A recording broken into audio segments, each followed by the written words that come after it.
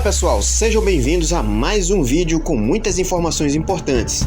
Mas antes, eu peço para que você se inscreva no canal e deixe o seu like e compartilhe o vídeo. Giro na tela e vamos à matéria. O hipócrita do descondenado Lula vai em rede nacional pregar a união. E a revista Oeste acaba totalmente com as mentiras dele, desmascarando o mesmo e pegando ele na mentira, que aliás, ele sempre mentiu. Isso não é de hoje. Veja a matéria. Bom, na noite do último dia 24 de dezembro, durante o pronunciamento oficial de Natal, Lula pregou a união. Um tom bem diferente do adotado pelo presidente ao longo do ano em relação aos adversários, como Jair Bolsonaro. E a gente vai mostrar um trecho desse pronunciamento oficial que ocorreu no último dia 24, véspera de Natal, do presidente Lula. Qual foi a mensagem de Lula neste Natal? Temos aí, produção? Minhas amigas e meus amigos, o ódio de alguns contra a democracia deixou cicatrizes profundas e dividiu o país. Desuniu famílias, colocou em risco a democracia. Quebraram vidraças, invadiram e depredaram prédios públicos, destruíram obras de arte e objetos históricos. Felizmente, a tentativa de golpe causou efeito contrário. Uniu todas as instituições, mobilizou partidos políticos acima das ideologias, provocou a pronta reação da sociedade. E ao final daquele triste 8 de janeiro, a democracia saiu vitoriosa e fortalecida. Fomos capazes de restaurar as vidraças em tempo recorde, mas falta restaurar a paz e a união entre amigos e familiares. Meu desejo neste fim de ano é que o Brasil abrace o Brasil. Somos um mesmo povo e um só país. Vamos combater a fake news, a desinformação e os discursos de ódio. Valorizar a verdade, o diálogo entre as pessoas.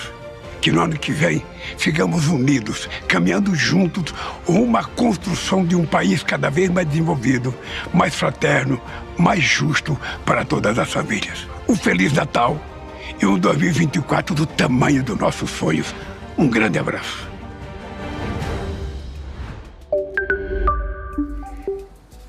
Bom, Lula falou em paz e união e antes de ouvir os comentaristas aqui, os colegas, a produção fez uma seleção de algumas declarações de Lula em 2023 para a gente lembrar o clima fraterno do presidente. Vamos lá. Em março, em entrevista ao site 247, o petista confidenciou um desejo que sentiu enquanto estava preso. Como eu tinha inocência, uma coisa que eu tinha muito orgulho, que eu nunca contei isso, mas, por exemplo, de vez em quando ia um procurador, entrava lá de sábado ou de semana para visitar se estava tudo bem. Entrava 3 ou 4 procuradores lá e perguntava tudo bem, falava, não está tudo bem, só vai estar bem quando eu fuder esse muro. Sabe? Não, vocês cortam a palavra fuder. É quando eu falava assim, olha, quando eu estou aqui para me vingar dessa gente. Sabe, eu falava todo dia que ele visitava lá, se prepare, entrava um delegado, eu falava a mesma coisa, se prepare que eu vou provar. Bom, neste primeiro ano do seu terceiro mandato e mesmo antes de ser eleito, Lula também não economizou críticas ao agronegócio. Eu não me preocupo de ver, o agronegócio não gosta do Lula, eu não quero que goste, eu só quero que me respeite como eu respeito eles. O agronegócio, sabe, que é fascista e direitista. Conheço as pessoas irresponsáveis do agro. Bom, e como não poderia faltar na lista, Lula também acusou, sem apresentar provas, inúmeras vezes o ex-presidente Jair Bolsonaro. A gente selecionou uma aqui para relembrar. Digo sempre que se juntar todos os presidentes da República, desde a proclamação da República até essas eleições agora, a soma de todas as candidaturas junto não gastaram o que esse cidadão gastou na perspectiva de perpetuar o fascismo nesse país. Nós sabemos o que foi o período de 2018 a 2022, nós sabemos o que esse país passou, nós sabemos as ofensas que a democracia sofreu, Nós sabemos as ofensas que as mulheres sofreram, que os negros sofreram, que os democratas sofreram, que a Suprema Corte sofreu, que o Poder Judiciário sofreu. Bom, Silvio, desde o começo desse ano a gente tem falado aqui, né, que Lula assumiu com esse ar de ódio, com esse revanchismo. A gente selecionou aqui algumas declarações, sobrou para Sérgio Moro, para o agronegócio, Jair Bolsonaro, enfim, mas a gente poderia selecionar muitas outras, né? E agora a gente vê esse discurso, esse balanço de 2023, querendo vender paz, união e fraternidade aí para o país. Sim, tem falas para um programa inteiro. Evidentemente que nós não faríamos isso com a nossa audiência, Paula. É um embusteiro, é um bravateiro, mentiroso. Ele disse neste Natal, neste fim de ano, que o Brasil abrace o Brasil. Neste Natal, neste fim de ano, que o Lula assista ao que o Lula falou. Basta. Nós mostramos aqui alguns trechos e já ficou muito claro quem prega o nós contra eles. De onde parte o discurso de ódio contra os seus adversários políticos? É muito simples. Isso também tampouco é novidade para quem tá acompanhando, quem acompanha a trajetória do Lula. Isso aconteceu muito antes dele chegar ao poder, mas houve um trabalho de marketing muito grande na eleição de 2002, comandado pelo Duda Mendonça. Depois, com o Mensalão em 2005, nós descobrimos como que isso aconteceu, com o dinheiro de quem, né, de onde era roubado o dinheiro para pagar o Duda Mendonça, segundo ele mesmo confessou, e surgiu a figura do Lula Paz e Amor, surgiu a Carta aos Brasileiros, para tentar, de alguma forma, construir pontes com o setor das indústrias, com bancos, surgiu a figura do Antônio Palocci, que tinha um perfil muito diferente dentro do próprio PT, era afiliado ao PT, ex-prefeito de Ribeirão Preto, mas tinha um perfil muito diferente desse jeito bélico, daquele petista mais raiz, e justamente os que partiram do sindicalismo, como o Lula.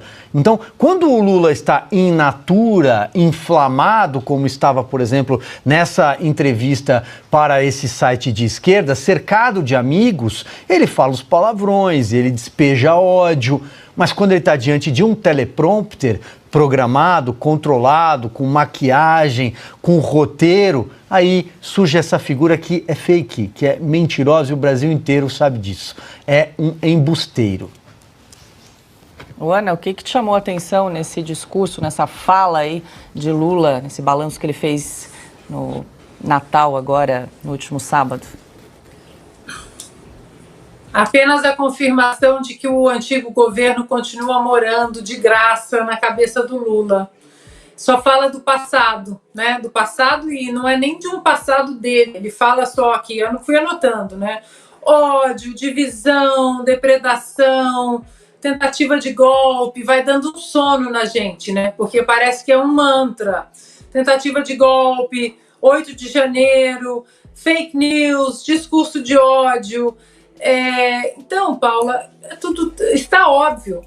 Eles não têm projeto para o Brasil, nunca apresentaram um projeto para o Brasil, nem na campanha, nem depois da vitória, né, de terem sido empurrados aí com uma ajudinha amiga de braços políticos em vários lugares da nossa república e do nosso país.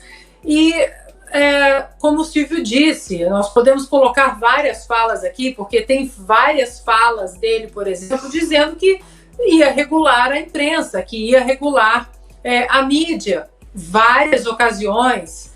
E, no entanto, quando é colocado um teleprompter na frente dele, quando ele não fala em natura, como o Silvio mencionou, ele fica controlado, mas mesmo assim continua com o foco no presidente Bolsonaro, no antigo governo. Ele não fala para frente, ele não fala o nosso país, eu farei isso, eu farei aquilo. É sempre para trás. E quando ele fala para o futuro, ele fala o quê? Em regular a imprensa, em regular a mídia, em aumentar os impostos.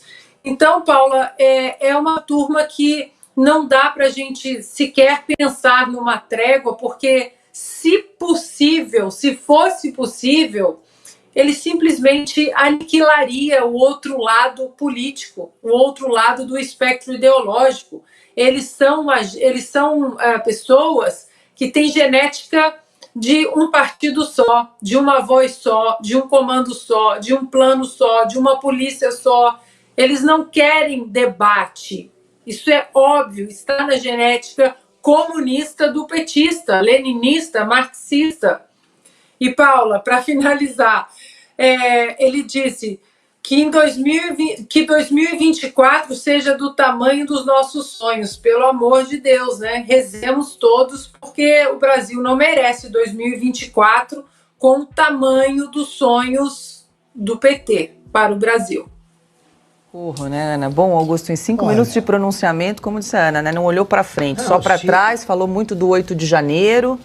Não mencionou a morte de Clériston da Cunha, falou ódio de alguns contra a democracia, deixou cicatrizes profundas, dividiu o país. Olha, Paula, se o inquérito do fim do mundo fosse levado a sério, tudo, rigorosamente tudo o que o Lula diz deveria ser imediatamente anexado ali a esse inquérito ilegal que já vai completando 5 anos, né? Ou já passou. Coisa parecida. Pois bem, o Lula mente o tempo inteiro. E só no Brasil, do Lula, um delinquente exige respeito. Eu não respeito o presidente Lula porque ele mostrou que é ladrão com o mensalão, com o petrolão, em todos os governos que ele liderou ou determinou os rumos, né? Como no caso da Dilma. Em todos os governos houve uma ladroagem imensa. Qualquer brasileiro que tenha mais de 5 neurônios sabe que o presidente atual é ladrão e ele quer respeito. Eu não tenho nenhum respeito pelo presidente da República por ser ladrão, porque ocupa o cargo agora. E também não tenho respeito por quem acha que ele não é ladrão, porque é o tipo de estrabismo, de malandro, né, de comparsa. É isso. Nicolas Ferreira vem a público informar sobre a mídia podre tentar emplacar as narrativas sobre uma postagem feita no Estadão e incentivar a Polícia Federal a investigar.